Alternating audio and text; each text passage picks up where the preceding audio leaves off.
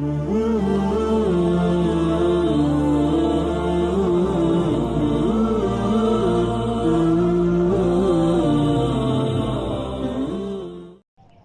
Episode starting আমরা দেখতে পারি সকল স্টুডেন্ট অনেক অনেক বেশি হ্যাপি ছিল, কেননা তাদের আজ রেজাল্ট দিয়েছে অ্যান্ড তাদের রেজাল্ট এবার অনেক অনেক বেশি ভালো হয়েছে।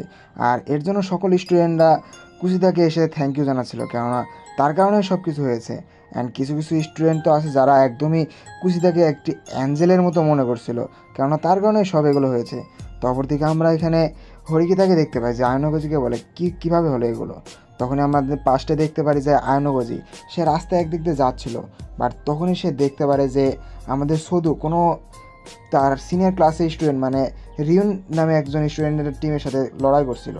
তখনই সেই রিউনের ক্লাসমেট সেখানে চলে আসে। তো এখানে বলে তোমরা এখানে কী করছো, অ্যান্ড এখানে সেই মেয়েটি রিউনকে বলে যে তো এইভাবে লড়াই করো না, লড়াই করলে কিন্তু পরবর্তীতে এর ভোগান্তি তোমার পেতে হবে। যার কারণে রিউন তার কথা শুনে সেখান থেকে চলে যায় অ্যান্ড যাওয়ার সময় তাকে মাথামোটা বলে।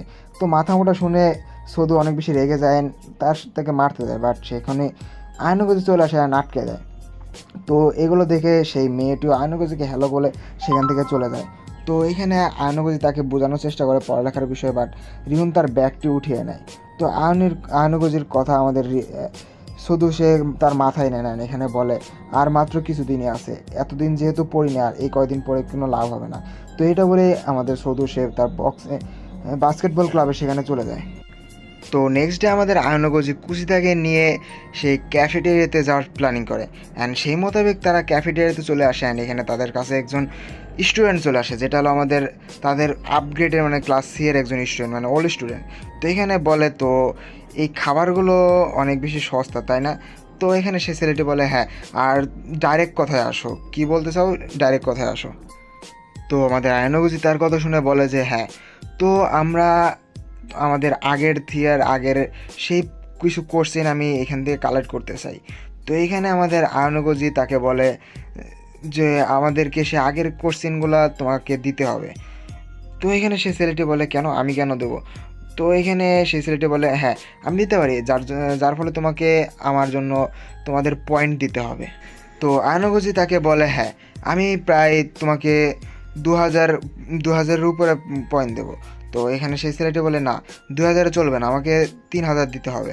তো এটা বলার সাথে সাথে আমাদের কুশিদা তার দিকে এমনভাবে তাকিয়ে আছে, তাকে দেখে সেই ছেলেটি আর কিছু বলতে পারে না অ্যান্ড তাদের ডিল ফাইনাল হয় 1500-র ভিতরে পয়েন্টে অ্যান্ড তাদের কথা অনুযায়ী সেই ছেলেটি তাকে সেই ডিলে রাজি হয়ে যায়। অ্যান্ড তখনই কুশিদা অ্যান্ড আমাদের আয়নগজি একটি বাইরে বেঞ্চে বসে থাকে অ্যান্ড এখানে সেই ছেলের সাথে আমাদের আয়নগজি অ্যান্ড কুশিদা কথা বলতে থাকে যে হ্যাঁ আমি শুনেছি হয়তো বা এই প্রশ্ন এতটাও মিল আসবে না, বাট যেই প্রশ্ন আগে ছিল সেটার সাথে পুরোপুরি মিল না হলেও কিছুটা হয়তো বা মিল থাকবে, যেটা আমাদের এক্সামে অনেকটাই হেল্প হবে।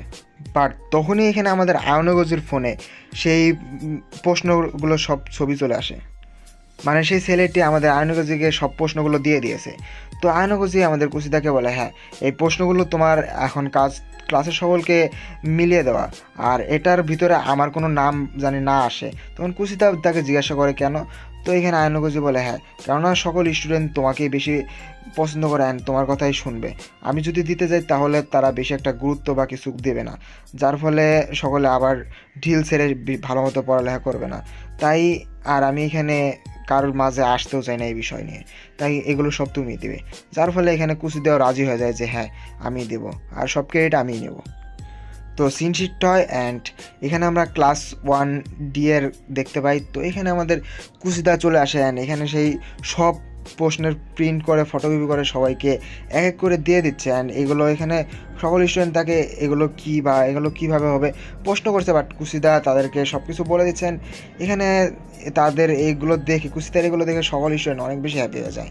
তো এগুলো আমাদের আয়নগজি অ্যান্ড হরিকিতা তারা দুজন এগুলোর বিষয় নিয়ে কথা বলছিল, এগুলোর সিনই দেখানো হলো। তো এখানে নেক্সট প্রেজেন্ট সিনে আমরা দেখতে পারি যে ক্লাস হোমরুম টিচার তারা ক্লাসের ভিতরে চলে আসেন, এখানে বলে হ্যাঁ বাট এবারও একজন ফেল করেছে। তো সেই স্টুডেন্টটা হলো সদো। তো সদো এটা শুনে সে অনেক বেশি অবাক হয়ে যায়, এখানে বলে হ্যাঁ তুমি এখানে ফেল করেছো ইংলিশে, তো ইংলিশে তুমি জাস্ট 1 মার্কের জন্য ফেল করেছো। আর সে সেখান থেকে চলে যাওয়ার সময় শুধুকে বলে তো তুমি বাইরে আমার জন্য অপেক্ষা করবে ক্লাসরুম শেষে, মানে ক্লাস শেষে আমার জন্য অপেক্ষা করবে। বাট তখনই সেখান থেকে আমাদের আয়নগুজু উঠে যায়। তো আয়নগুজু উঠে সে কোথাও যেতে লাগে, বাট আমাদের হরিতা বলে তুমি কোথায় যাচ্ছ? তো আয়নগুজু বলে এই তো বাইরে আসছি।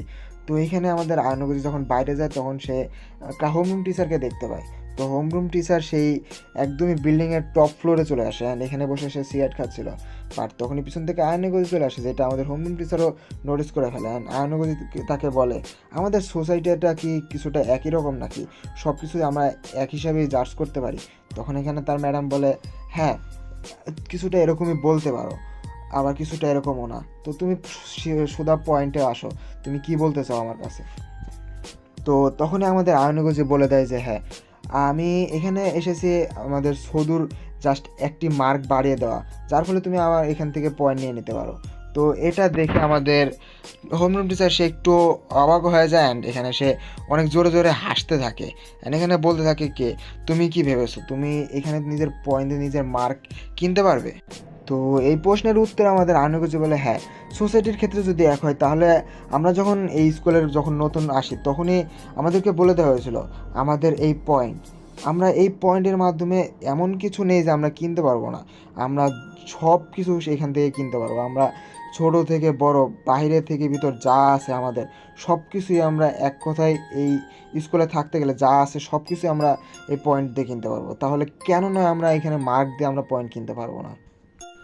তো ম্যাডামের এই বিষয়টা অনেক বেশি ইন্টারেস্টিং লাগে অ্যান্ড এখানে বলে হ্যাঁ ব্যাপারটা অনেক বেশি ইন্টারেস্টিং, আর আমি এখানে তোমাকে 1 মার্ক দিয়ে দিতে পারি যদি এখানে তুমি 1 লাখ পয়েন্ট দিতে পারো। বাট এখানে আমাদের আয়নিকাজের কাছে 1 লাখ পয়েন্ট অবশ্য ছিল না।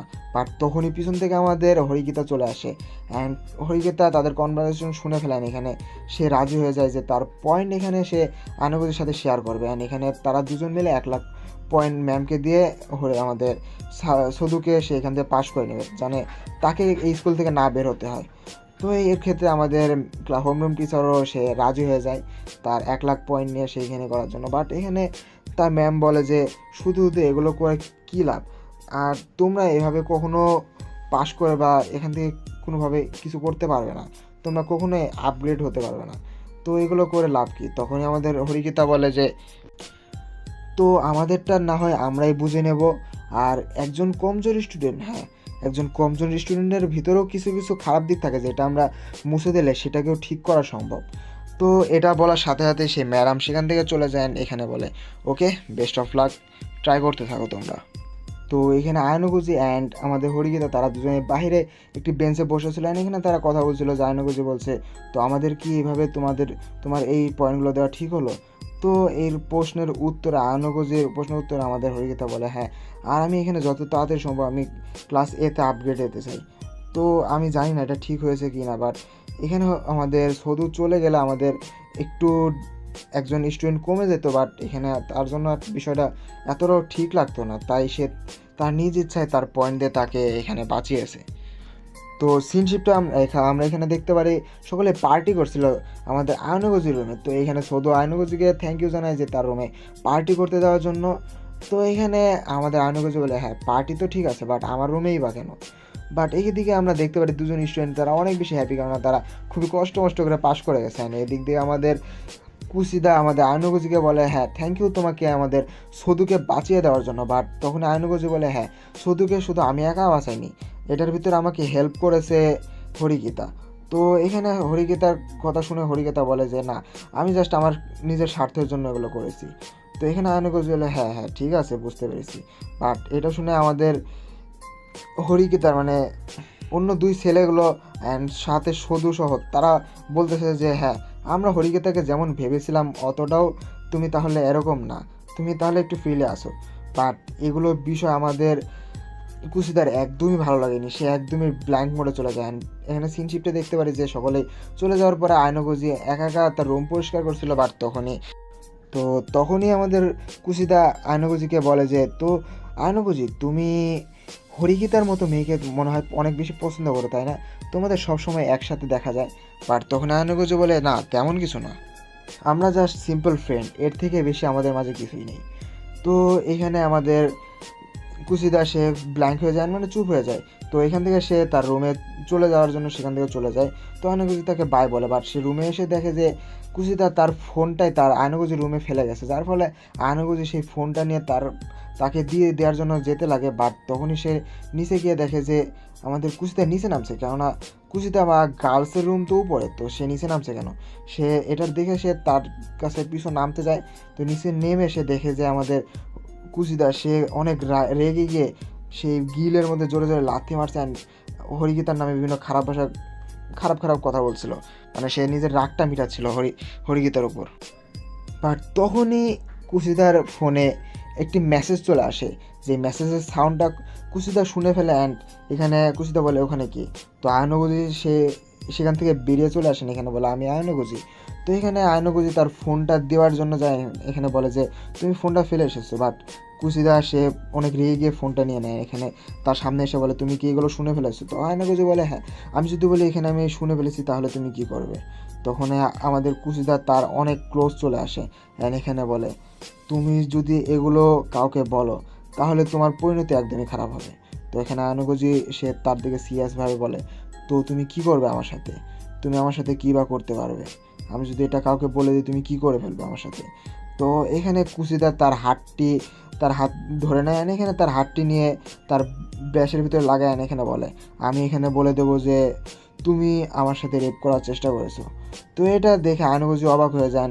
এখানে কুশিদা বলে হ্যাঁ, তো এখানে আমার তোমার ফিঙ্গারপ্রিন্ট আমার এখানে রয়ে গেছে, তাই এখানে আমার কাছে প্রুফও আছে। তো এখানে কুশিদা বলে তাও তুমি রাজি আমার ইসে, তো এগুলো তুমি আর কাউকে বলবে না। তখন আয়নাগুজি বলে ওকে ঠিক আছে। তো তখনই সাথে সাথে আমাদের কুশিদা সে তার নিজের ওল্ড ফর্ম মানে হ্যাপি ফর্মে চলে আসেন। তখন আয়নাগুজি তার দিকে তাকিয়ে ভাবে কোনটা ওর আসল চেহারা, আমি তো এখন এটা নিয়েই কনফিউজ হয়ে গেলাম, এটা নাকি আগেরটা তার আসল ফর্ম কোনটা, সে এটা নিয়ে কনফিউজ হয়ে আছে এখন। তো এখানে আমাদের আজকের এপিসোডটি এন্ড হয়ে যায়। আর এই এপিসোডটা যদি তোমাদের সকলের ভালো লেগে থাকে অবশ্যই লাইক কমেন্ট শেয়ার এবং সাবস্ক্রাইব করে দেবে। তো আজকের জন্য এতই গাইস, আল্লাহ হাফেজ অ্যান্ড বাই বাই।